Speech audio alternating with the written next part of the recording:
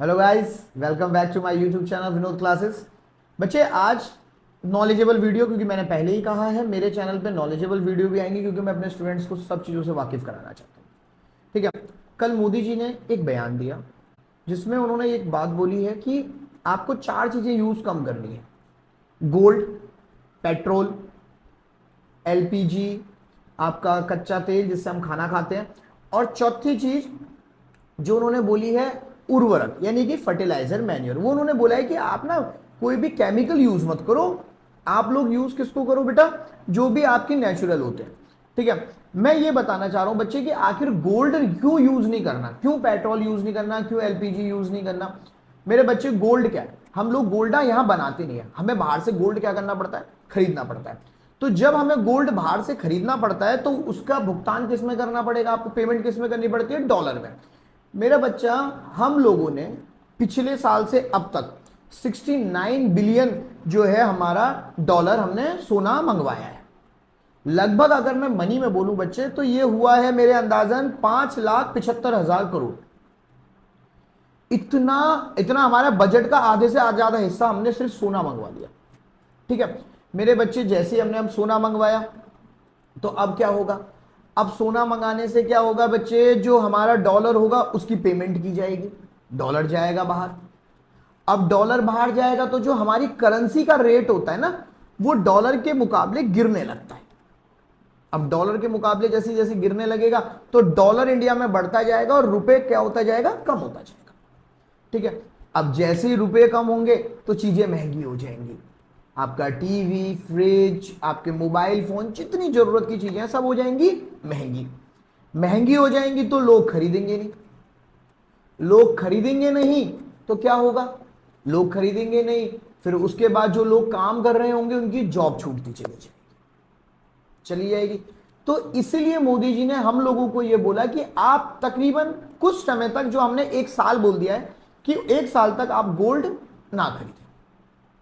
ठीक है, उसको ना खरीदें, जितना हो सके कम खरीदें। तो इससे क्या होगा, इससे हमारी बहुत सारी चीजें जो होंगी वो सॉल्व हो जाएंगी, क्योंकि हमारे ना चेन जुड़ती है बच्चे, हर किसी चीज की चेन एक दूसरे से जुड़ी हुई होती है। अगर मैं और अंदाजन आपको ना थोड़ा और क्लियर करूं, अगर महंगाई बढ़ गई तो आरबीआई आरबीआई अपना इंटरेस्ट रेट क्या कर देगी, लोन का रेट क्या कर देगी, बढ़ा देगी। जैसे ही लोन का रेट बढ़ेगा लोग लोन लेना कम कर देंगे, लोग लोन लेना कम कर देंगे तो चीजें बिकेंगी नहीं, फिर दोबारा वहीं की चेन वहीं आ गई, चीजें बिकेंगी नहीं, चीजें बिकेंगी नहीं तो महंगी हो जाएंगी, महंगी हो जाएंगी, हम खरीदेंगे नहीं, हम खरीदेंगे नहीं तो क्या होगा मेरे बच्चे, जो हमारा रुपया है वो कम होता चला जाएगा और डॉलर का रेट बढ़ता चला जाएगा। अब जब कोई खरीद ही नहीं रहा तो कोई भी कंपनी किसी को नौकरी पे क्यों रखेगी, तो बेटा सबकी जॉब चलती चली जाएंगी, निकालते चले जाएंगे, उन्हें आउट कर देंगे जॉब से। तो फिर इंडिया में क्या होगा, बेरोजगारी बढ़ जाएगी। तो इसलिए मोदी जी ने बहुत बढ़िया काम करा है कि उन्होंने एक चैन रोक दी, ताकि हम लोग इस, अभी भले हमें थोड़ा प्रॉब्लम होगी, क्रिएट होगी, लेकिन धीरे धीरे ठीक हो जाएगा। ठीक है। और सासू माँ थोड़ा भी गुस्सा होंगी कि यार गोल्ड नहीं आएगा, ठीक है, बहुत सारी चीजें होंगी, लेकिन बेटे वो नुकसान जो आपको अपनी जेब से होना है ना, तो यहां पूरा हो सकता है। अब मैं चलता हूं तेल की तरफ।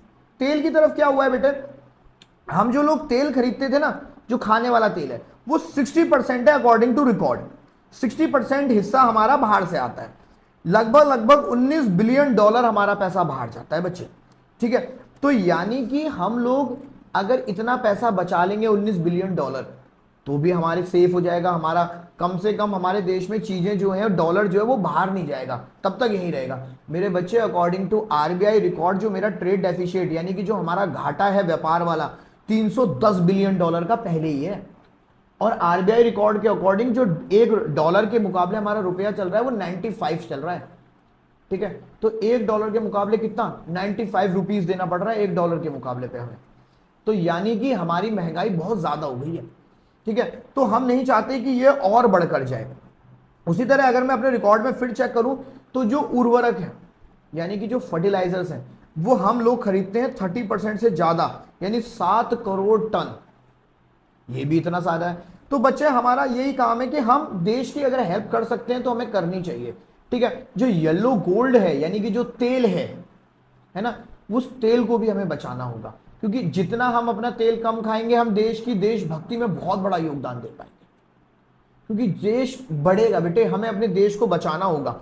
कच्चा तेल, गोल्ड, खाद्य तेल, फर्टिलाइजर, हम टोटल 31% हिस्सा मंगवाते हैं बाहर से। और पिछले साल अप्रैल से लेकर मार्च तक 240.7 बिलियन डॉलर हमने मंगवाया है बच्चा, चारों मिलाकर। मैंने आपको पर्टिकुलर गोल्ड भी बताया, अब यहां 240.7।